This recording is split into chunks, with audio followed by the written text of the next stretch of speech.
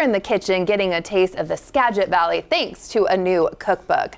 Blake Van Roekel and Stefanie Lejeunesse are co-authors of Genuine Skagit Cooking, more than 40 recipes from the heart of Skagit Valley. And Blake is here with me now for a delicious preview of what you have inside the book. Well, thank you, Kelly. Thank you for having me. We're excited to be here. Oh my gosh, I can smell already, like it's so fragrant on the set. So what are we making today? This is a potato leek soup, which is a classic, but we added a touch of Skagit to it with the peas, and that also brightens the color at the end. Okay, so that's kind of the theme of the cookbook then, right? Like all the ingredients are from the Skagit Valley. We grow over 80 commercial crops and we have the top 2% of soil in the world. Ooh. So what we grow is excellent. Ooh, well, I can't wait to get started. So show me how we get going on this delicious soup. Well, first we'll cut a leek, and I'll do one, and if you want to step in and do another. The one thing about leeks is that there's an interior that's very tender and really good, and we don't want to waste that. Also, leeks can tend, because they're grown underground, to give it that white color. They can get soil in it and a little bit of grit, and so you do want to make sure to clean them. A good wash before you get going. And this is a long one, so what we'll do... I was going to say, this is massive. Yeah, we may just go ahead and chop this one in half there. And then what you do next is you always want to have a flat surface to chop on. So you do that, and then that. And so what we can do is just take that exterior layer off, and then if you're in your kitchen at home, go ahead and you can kind of flay it open there and rinse that out underwater. And because then again, that's where some soil could potentially get in. Okay. And then you can go ahead and clean them. And then after that, go ahead and just do a chop. A fine chop. Yeah. Beautiful. Yeah. And when you reach the ends here, this is where that green can also... I'm glad you're showing this part because I would think that maybe that needed to be tossed. And so I'm glad, But you can use these parts for your stock. When you're making stock and broth and things like that at home. Yeah. And so sometimes what I do is I just chop that section right there. That's a little bit more fibrous, and this is what will go in the stock. Okay. Yeah, we can do that. There is a little bright section there that I would go ahead and keep, but...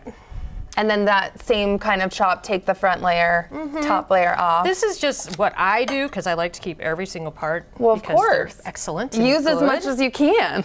Yes, and so then we'll go ahead and you can get that bright green area there. Ooh. And so if you would like to chop. I know. Here we go.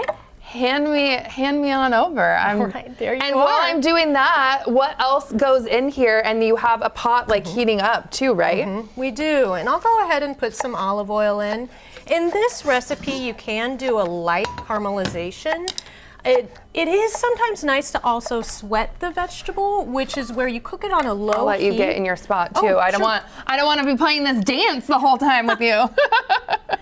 So we'll go ahead and we'll put Does a good olive oil matter too? Like picking, like, well, there's different types. I mean, there's some that are great for cooking with and then some for finishing. Ooh. So if you want that wonderful bright grassy flavor in an olive oil, or peppery, I would save some of those finer ones for finishing on a salad. Makes sense. With cooking, you can have something that's a little bit more mild, and that also won't maybe overpower the flavors that you're wanting to showcase in the dish. Okay, so while that's heating up, what all goes in here? So we go ahead and our leeks, the star of the show. Our leeks. And what I like to do is then salt on top. And let the salt sit there. You don't want to go ahead and take the fat off the bottom and put the fat on the top and the salt on the bottom, because that salt will dissolve and also help break down that vegetable. And flaky salt, yes. And do a real pinch. None of this. Yeah, okay. No, be generous. 4-finger pinch. 4-finger pinch. Yeah. And then for sweating, what we'll do is go ahead and cover that. Keep it on a low heat, and you can kind of walk away from it for a little while. I would check it. But you don't want to get color when you sweat a vegetable. And this is when the steam stays inside the pot and will actually kind of hurry up the cooking process a little bit. If you want to saute, then go ahead and let it get some color and then turn it and keep bringing that caramelization up in the pot, because that's the good part. It's interesting to hear the two different ways. And Yeah. what else did you bring here that then would go into a soup like this? We have garlic, potatoes, also the bay leaf. You can add some thyme and go ahead and let that cook 20 to 30 minutes and then finish it with the peas to add the brightness to that. Ooh, those peas are looking fabulous. And you said you are shelling them, right? Yeah, and these are fresh shelled English peas. The Skagit Valley at one point provided over a quarter of the nation's fresh peas. And now the valley is pivoted more towards potatoes. And these two crops, I think, really speak to what has been grown in the Skagit Valley, as well as the resilience of the farming community in moving to other crops. Oh, delicious. Okay, so tell everyone about your new cookbook and some of the recipes that are in there while this is all cooking. Absolutely. The cookbook took 3 years to make. 3 years. And because we focus on our local community, the idea came about when Raspberry Bow Press set up shop in Skagit, and they're an independent book publisher. And once I became aware that they were there, I thought, oh, we can work with a local publisher here in the Skagit Valley to put this cookbook together. And what did you bring here too? Because this focaccia is looking delicious. That is done by, actually, all of the recipes were contributed by our community. It's a community-driven cookbook. We worked with over 80 different farmers, food producers, residents, community members. And Lori Falzer did the focaccia. She actually has a pastry cookbook. She is Seattle-based, but she works a lot with our farming community.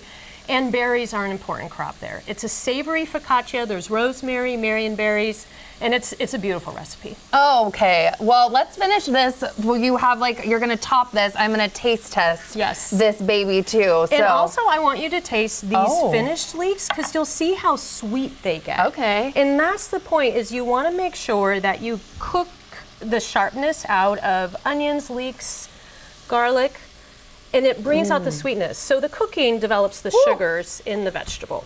Those are fantastic. Oh my gosh. Okay, and so we finished the soup. How do we do that?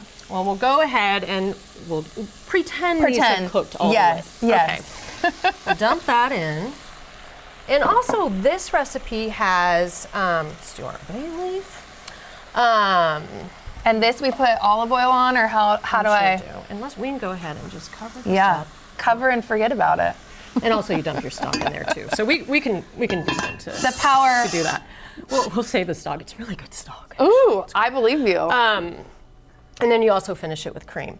And so this has been pureed, but has left some texture in. You can puree it totally smooth. And when you have it in the blender or you're using an immersion blender, please add salt as you go. Taste, add salt, and then develop the texture how you see fit. Add your cream.